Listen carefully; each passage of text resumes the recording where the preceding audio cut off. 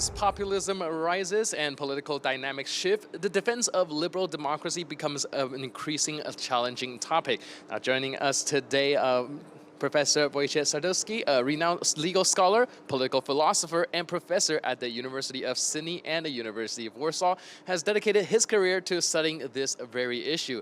And of course, he's going to help us here to understand some of the challenges that the recent is facing down the, legal challenges of the Central Eastern Europe. Now, let's start with some of your most recent criticism when it comes to the situation of the so-called neo-judges and the decision from the Venice Commission. Now, you're pretty much have a very strong opinion that their decision perhaps is a little bit too light-handed, but let's roll things back a little bit. Can you first help our viewers understand what are some of the neo-judges and what do you think is, your criticism in the way that's being handled by the Venice Convention? Yeah, first of all, thank you very much for having me. It's a pleasure for the first time to talk to TVP World. And I would say, first of all, it's not a decision. The Venice Commission issues opinions, and I would like to emphasize that it is an opinion which is meant to provide certain recommendations, certain advice sought by the government of Poland. So there is no decision in it. But as you have said, indeed, I am critical of this particular opinion, even though normally in the past I have been very positive and very thankful to the Venice Commission for its many extremely helpful recommendations to the Polish government. This time I think they are wrong. You ask what are so-called neo-judges.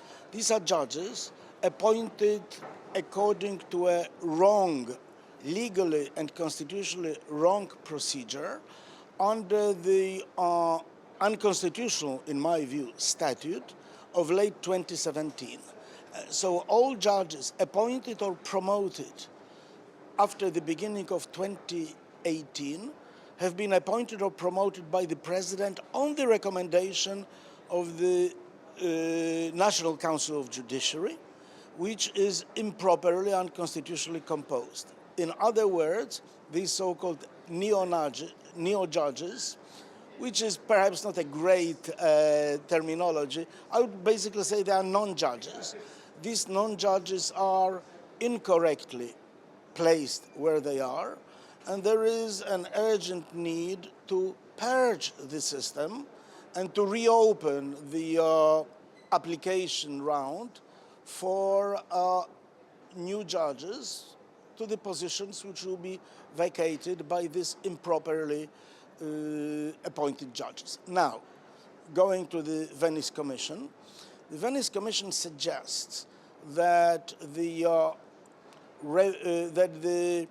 cancellation of appointments should be individual on a case-by-case basis rather than systemic. I think it's a big mistake because the problem is systemic and structural. The problem is not about this judge or that judge. It shouldn't be handled case by case.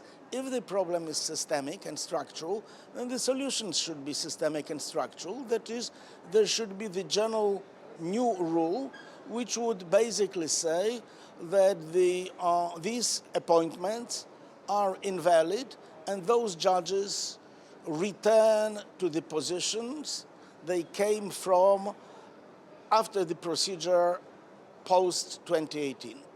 Right. It seems to be a logical coherency here. If it's a systemic issue, perhaps looking at each case with a meritocracy-based kind of way is a little bit kind of mismatched. And, going back to one of your book, Poland's Constitutional Breakdown, you detail some erosions of democratic institutions. Nowadays, what do you see as the most significant factor driving this trend in, Central European nations? Well, I believe that these are always multi-factor analysis when it comes to the emergence of populism, which of course is a worldwide trend. But in different countries, different factors are decisive to a different degree. In my view, in Central Europe, in countries such as Hungary and Poland, some of the usual factors which were present, for example, either in the United States or Brazil or India, which are largely economic in their character, have not occurred.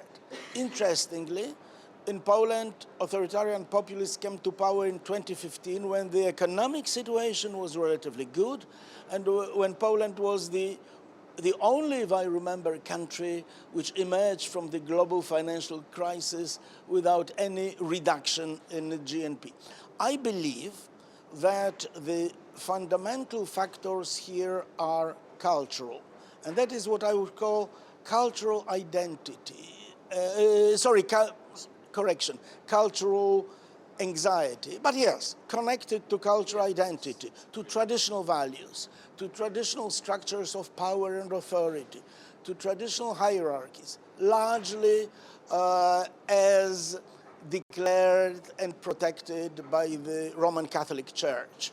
So there have been many phenomena of, say, modernism or modernity, such as an approach of tolerance towards LGBT groups, of gender equality also within family, of certain openness to other cultures, etc., which are viewed by many people who are more traditionally minded as threatening to their identity. And I believe that the politicians who came to power in 2015 were extremely shrewd and effective in using those anxieties, which one has to respect, those anxieties in order to provide a platform which brought them to power.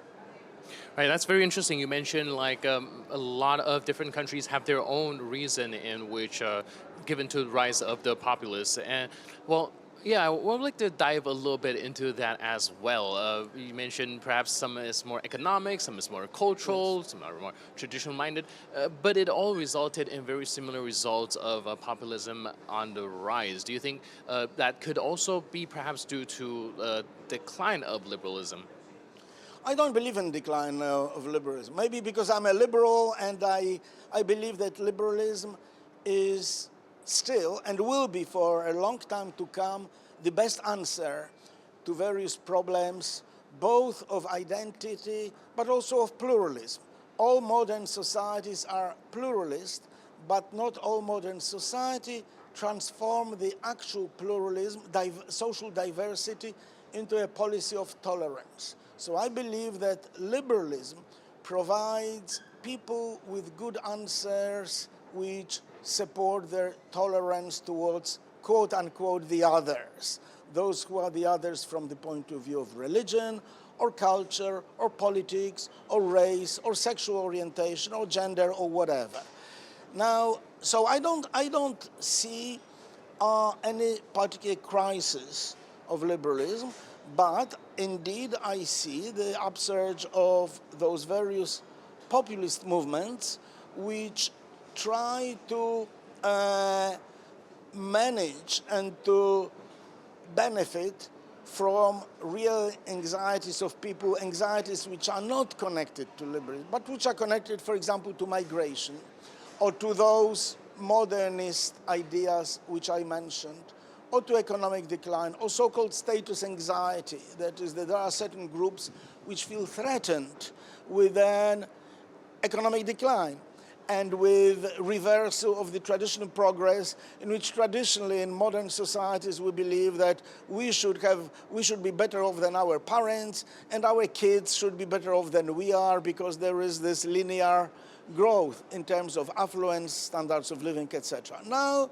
many groups and peoples in situation of globalization feel that they are being threatened. Their jobs are being threatened, their income is being threatened, and they feel, I think correctly, that globalization has produced uneven benefits to different groups.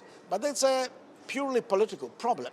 I mean, it's a problem for modern democracies to make sure that those who are made worse off, who pay the price, so to speak, for globalization, should be recompensed and should be given the advantages of this globalization.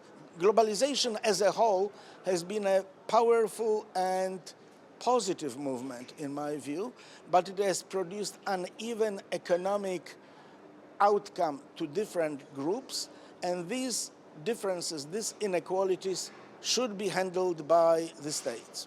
All right, thank you so much for your input and insight and helping us better understand the future that we are looking at. Really appreciate it, and thanks for being with us. Thank you very much. Thank you for having me. Thank you.